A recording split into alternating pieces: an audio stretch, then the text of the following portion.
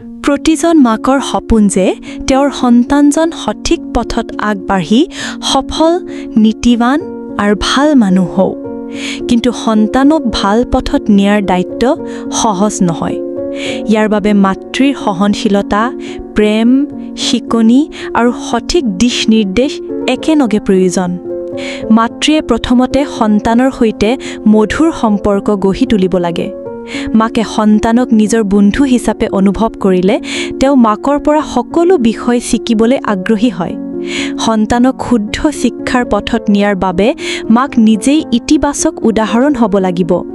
ঘৰত পঢ়া-শুনাৰ সময় ঠিক কৰি নিয়মিত গল্প, কথা বা উপকথা কোৱা সন্তানৰ মনত নীতি-নৈতিকতা প্ৰতিষ্ঠা কৰে। মাতৃয়ে সন্তানক শুদ্ধ-অশুদ্ধৰ পাৰ্থক্য বুজাব লাগিব। মানুহক সন্মান জনোৱা, সৰু-ডাঙৰ সকলোৰ প্ৰতি ভদ্ৰ ব্যৱহাৰ কৰা, অসৎ পথ এৰি সৎ পথক আগবাঢ়ি যোৱা এইবোৰ শিকনি ঘৰৰ পৰা আৰম্ভ হয়।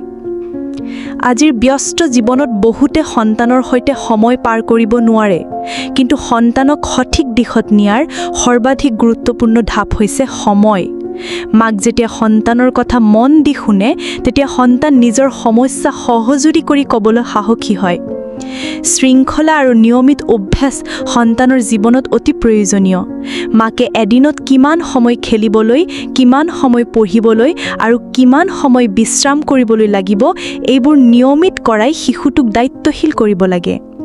সন্তানে ভাল কাম কৰিলে মাকে প্ৰশংসা কৰিলে সন্তানৰ মনোবল বহুগুণে বৃদ্ধি কৰে।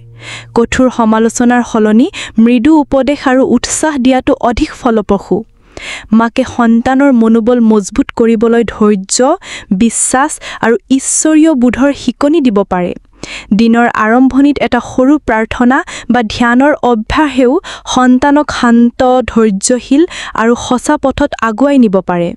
সন্তানক ভাল পথত নিয়াৰ দায়িত্ব মাত্ৰ বিদ্যালয় বা সমাজৰ নহয়, সেই দায়িত্ব প্ৰথমতে মাকৰ ওপৰতেই থাকে। মাক যেতিয়া সঁচা প্ৰেমেৰে, সময় আৰু শিকনিয়ে সন্তানক আগবঢ়ায়, তেতিয়াহে সমাজত ভাল মানুহ, দায়িত্বশীল নাগৰিক আৰু সফল জীৱনৰ মালিক জন্মে।